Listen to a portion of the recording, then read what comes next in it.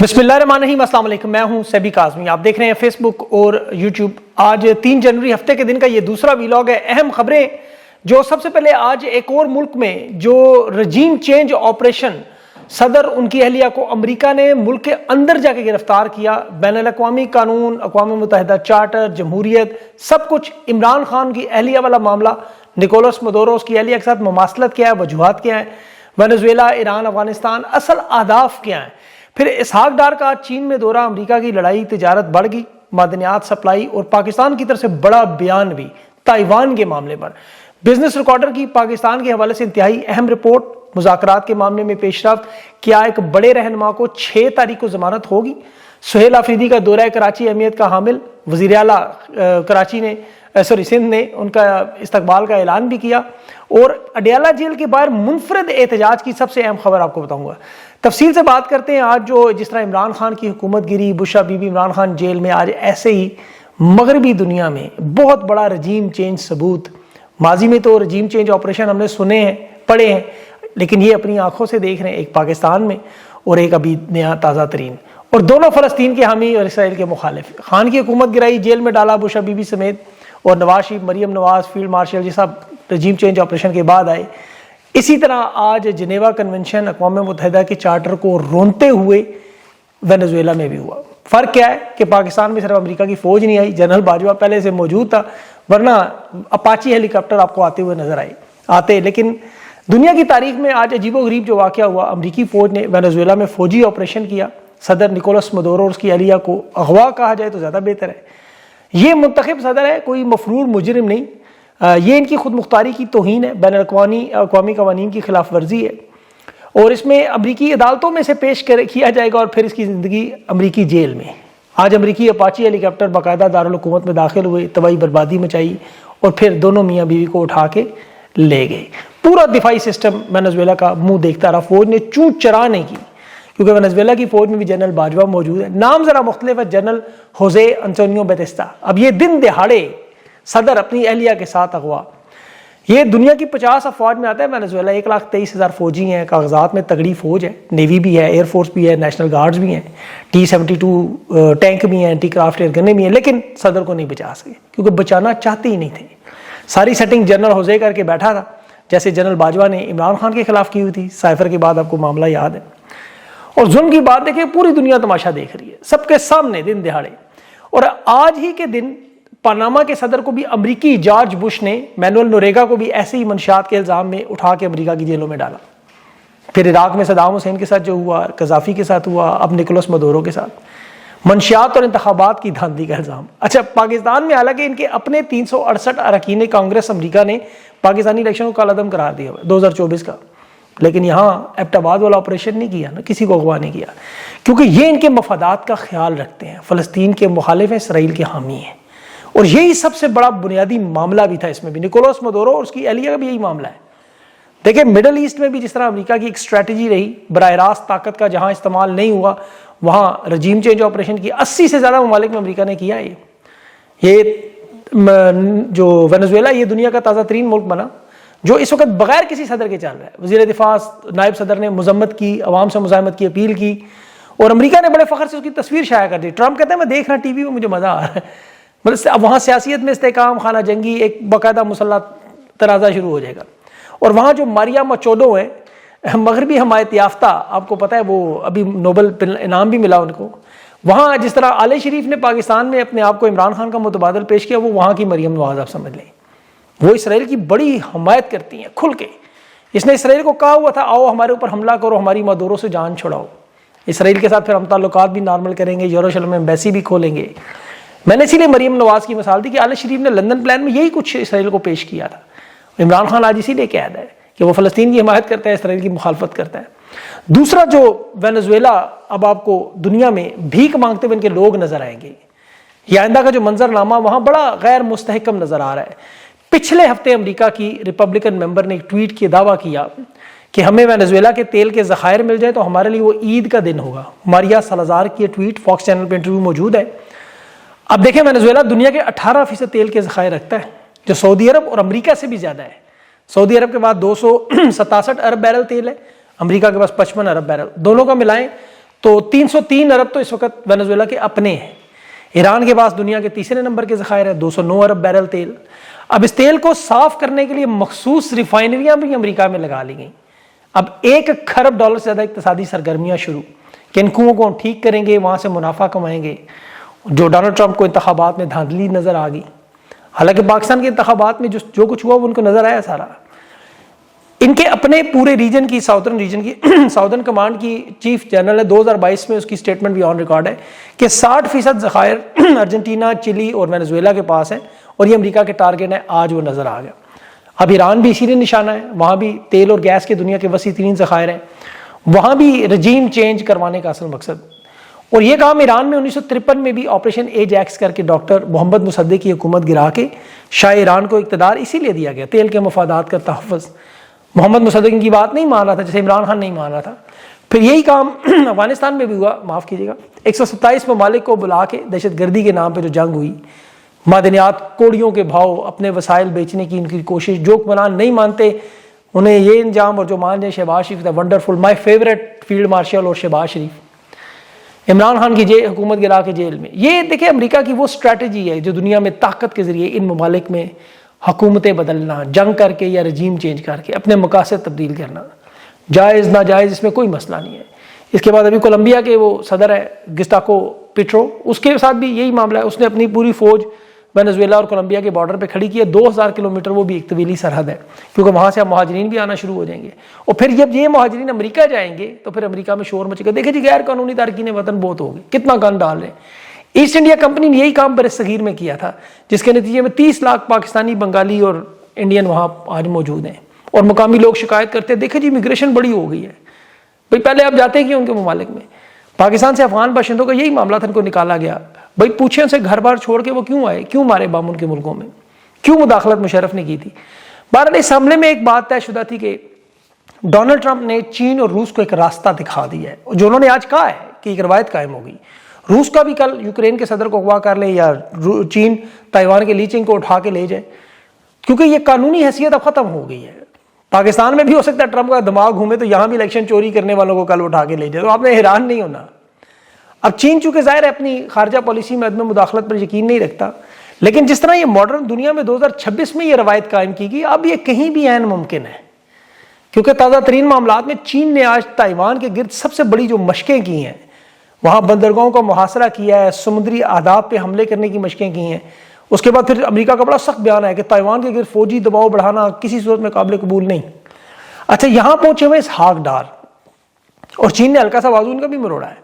دفتر خارجہ کی جو سٹیٹمنٹ آپ دیکھیں کہ پاکستان تائیوان کو چین کا ناقابل تقسیم حصہ سمجھتا ہے, اور ون چائنا کی حمایت کرتا ہے, ون چائنا پالیسی جو ہے. اور یہ وہاں پہ خصوصی مشیر ان کے ملے ہیں اسحاق ڈار سے, جو افغانستان کے لیے. یہ ملاقات امریکہ کے لیے بڑی اہم سمجھی جا رہی, کیونکہ پاکستان فیصلہ کن موڑ پہ ہے کہ ریاست کے مفاد میں جانا ہے یا ذاتی تعلقات کی طرف جانا ہے ٹرمپ کے. اب چین اور امریکہ چونکہ تجارتی جنگ میں اس وقت بڑا آگے جا چکے ہیں, معدنیات ہے, سپلائی چین ہے, پھر اسٹریٹجی کنٹرول ہے.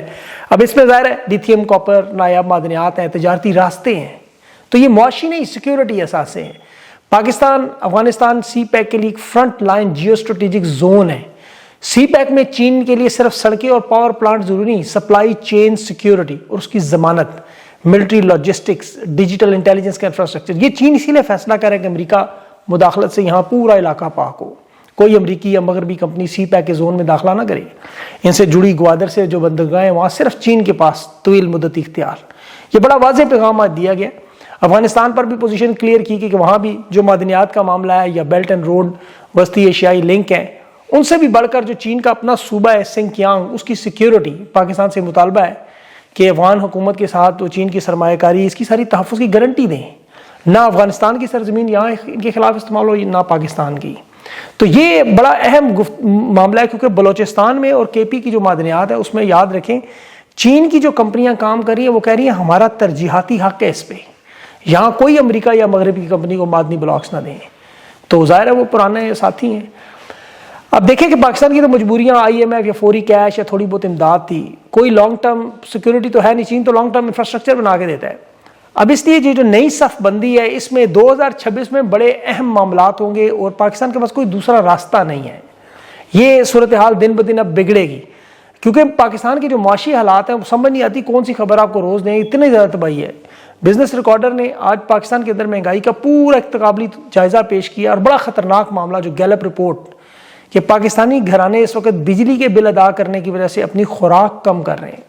گیلپ پاکستان کا جو سروے، اس میں مہنگائی اور خوراک کی قیمتوں میں جو اضافہ ہے اسے سنگین بحران کہا جا رہا ہے کہ ایک طرف آمدنی کم ہو رہی ہے، دوسرے اخراجات بڑھ رہے ہیں، اور سب سے بڑی تشویشناک جو معاملہ وہ خوراک میں کمی، گھریلو اخراجات میں 43% سے 37% تک کمی، مطلب جو 2 روٹیاں کھاتا تھا وہ 1 روٹی پر آ گیا، اور اس کی وجہ یہ نہیں کہ خوراک سستی ہوگی یا اس کی اہمیت کم ہوگی، اس کی وجہ یہ افورڈ ہی نہیں کر سکتے، اور اس وجہ سے اب بچوں میں اور خواتین میں غذائی قلت۔ اب اس کی وجہ کیا ہے؟ رہائشی بل، بجلی کے گیس کے بل جو 15 سے 35% تک بڑھ چکے ہیں، ٹیکسز ہے، سرکاری ریٹس ہیں، خوراک کا معاملہ اتنا بڑھ گیا کہ تعلیم، صحت اور تفریح تو بالکل ختم ہو گئی ہے۔ اسی لیے جب یہ فائر ورکس کرتے ہیں نا، ابھی لاہور میں آپ نے دیکھا تو لاکھوں لوگ بیچارے اس کو دیکھنے آ جاتے ہیں، کیا کریں، کدھر جائیں، اور کوئی تفریح نہیں ہے۔ اب یہاں لوگ یہ سوچتے ہیں کہ ان بگڑے ہوئے حالات میں یہ پاکستان کے لوگ بنگلہ دیش، انڈونیشیا یا ایران کی طرح سڑکوں پر کیوں نہیں آتے، انہیں کیوں اسٹریٹ موومنٹ کے لیے بتانا پڑتا ہے، آگہی دینی پڑتی ہے، جا کے سمجھانا پڑتا ہے۔ دیکھیں اس کی سب سے بڑی وجہ تو یہ ہے کہ پاکستان میں احتجاج کی قیمت بہت بڑی ہے۔ گرفتاری کے بعد جو مہینوں جیل میں رکھنا، FIR ہونا، نوکریاں ختم ہونا، خاندان پر دباؤ، میڈیا ٹرائل، پھر انڈونیشیا، بنگلہ دیش، ایران میں جبر کے باوجود ان کی ایک اجتماعی روایت ہے مزاحمت کی، لوگ نکلتے ہیں لاکھوں میں۔ پاکستانی عوام میں اجتماعی سوچتے رہتے ہیں قابل بھروسہ لیڈر پہلے آئے، ہمارے ساتھ کون کھڑا ہوگا، پھر اس کے ساتھ میڈیا، عدلیہ، پولیس، انتظامیہ سب مل کے ایسا ظلم و ستم کرتے ہیں۔ اور پھر مغرب کی طرف سے دیکھیں، ایران میں مظاہرے ہوئے، تشدد ہوا، پوری دنیا نے سخت رد عمل دیا، ہر ملک نے مذمت کی، امریکہ نے تو حملہ کرنے کی دھمکی دے دی، پاکستان میں دن دہاڑے خون کی ہولی کھیلی جائے، مقتل سجائے گئے، لیکن یہ لوگ دیکھتے رہے خاموشی سے۔ تو عوام کو جو کرنا ہوگا اپنی مدد آپ کے تحت، اسی لیے جنریشن زی کی بات چل رہی ہے۔ پاکستان میں جمہوریت کیوں ضروری ہے، آئین اور قانون کیوں ضروری ہے، انصاف کیوں ضروری ہے، عوامی نمائندے کیوں ضروری ہیں، آپ اس سے عوام کے حالات کیسے بدلیں گے، ملک کیسے ترقی۔ دیکھیں جو عوامی نمائندے ووٹ سے آئیں، انہیں خطرہ ہوتا ہے کہ بجلی، گیس، کھانا مہنگا ہوا تو اگلا الیکشن ہار جائیں گے، وہ ٹیکس لگاتے ہوئے، قیمتیں بڑھاتے ہوئے خوفزدہ ہیں، اور سوچتے ہیں کہ عوام نکال بار مارے گی، پھر دوبارہ کیسے آئیں گے اقتدار۔ پھر میڈیا آزاد ہو، وہ بھی سوال پوچھتا ہے، آزاد عدالتیں ہو، سزائیں دیتی ہیں، پارلیمنٹ آزاد ہو، احتساب کرتے ہیں، لیکن جب ایسے لوگ لائے جائیں جنہیں عوام کے ووٹ کی ضرورت نہ ہو تو وہ پھر اپنی مرضی سے فیصلے کرتے ہیں، عوام کی مخالفت میں، کیونکہ انہیں پتہ ہے ہم آج ہوں گے کل نہیں ہوں گے۔